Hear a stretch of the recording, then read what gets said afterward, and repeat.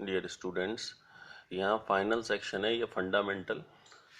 इसके बाद section first of electrostatics complete हो जाएगा।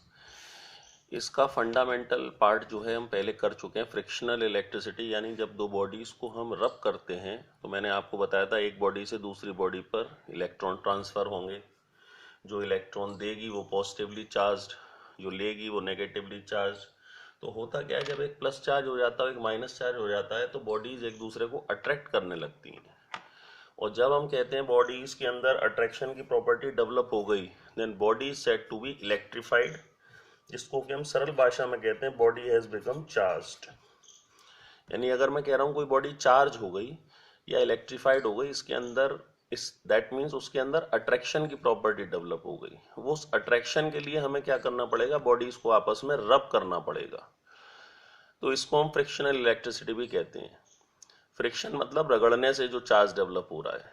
और इसको स्टैटिक इलेक्ट्रिसिटी कहने की वजह यह है कि ये जो चार्ज होता है, this charge can not flow. As the charge can not flow, charge remain stationary, that is why we are using the word static. Static का मतलब charge can not flow from one body to another, and that is why ये जो हम unit भी हम study कर रहे हैं उसका टाइटल दिया गया इलेक्ट्रोस्टैटिक्स। ICS यानी फिजिक्स की ब्रांच, स्टैटिक्स यानी फिजिक्स की वो ब्रांच जिसमें स्टेशनरी ऑब्जेक्ट्स को हम स्टडी करेंगे, and electro word is given for charge, यानी the branch of physics which deals with the charges which are stationary or which are at rest is known as electrostatics। तो electrostatics physics की ऐसी branch है जिसमें हम stationery charges को study करेंगे। क्या चार्ज फ्लो नहीं कर सकता? बिल्कुल कर सकता है, लेकिन अगर चार्ज फ्लो करेगा then it will create current. तो ये सेकेंड यूनिट में एक सेक्शन आ जाएगा करंट इलेक्ट्रिसिटी, जिसमें फ्लोइंग चार्जेस के बारे में पढ़ेंगे। इस यूनिट में सिर्फ स्टेशनरी चार्जेस के बारे में पढ़ेंगे। डिटेल ये है। अब न्यूमेरिकल हो या थ्योरी, यहाँ पर आपको एक लिस्ट बनवाई जा रही है, क्योंकि जनरली चार्ज पार्टिकल के चार्जेस और मासेस नहीं दिए जाते हैं। तो ये लिस्ट ऑफ चार्ज पार्टिकल्स है। यहाँ पर अगर हम लिस्ट में देखें, सबसे पहले पार्टिकल का नाम है इलेक्ट्रॉन। यहाँ मैं इलेक्ट्रॉन का मास लिख दूंगा इन किलोग्राम्स, MKS सिस्टम, और यहाँ पर उसका चार्ज लिख दूंगा जिसका फंडामेंटल यूनिट है कूलम्स। तो पहला पार्टिकल है इलेक्ट्रॉन। इलेक्ट्रॉन का मास होता है 9.1 इंटू 10⁻³ kg, और चार्ज होता है -1.6 इंटू 10⁻19 कूलम। इसको एलिमेंट्री चार्ज या फंडामेंटल चार्ज भी कहते हैं, सिंबल स्मॉल ही है। दैट इज प्रोटॉन, दूसरा पार्टिकल। प्रोटॉन का मास होता है लगभग 1.67 इंटू 10⁻27 kg, और चार्ज पॉजिटिव में वही जो इलेक्ट्रॉन का चार्ज है। Here you can see the charge on electron and the charge of proton are exactly equal in magnitude but opposite in sign, that is why the atom is electrically neutral। तीसरा है इस list में particle deuteron. इसका composition होता है एक proton और एक न्यूट्रॉन से। अगर चार्ज की बात करें तो न्यूट्रॉन तो न्यूट्रल है तो इस पर चार्ज तो होगा नहीं, तो चार्ज सिर्फ किस पर होगा, एक प्रोटॉन पर। प्रोटॉन का चार्ज मैं यहाँ से देख के लिख सकता हूँ, न्यूट्रॉन पर चार्ज वही होगा जो प्रोटॉन पर होगा। लेकिन इसमें चार्ज नहीं है तो क्या मास तो होगा, वजन तो होगा।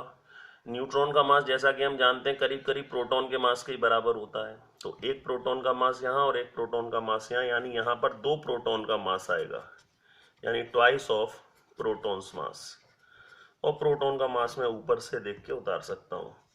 Next in the list is alpha particle. इसका कंपोजिशन है 2 प्रोटॉन 2 न्यूट्रॉन।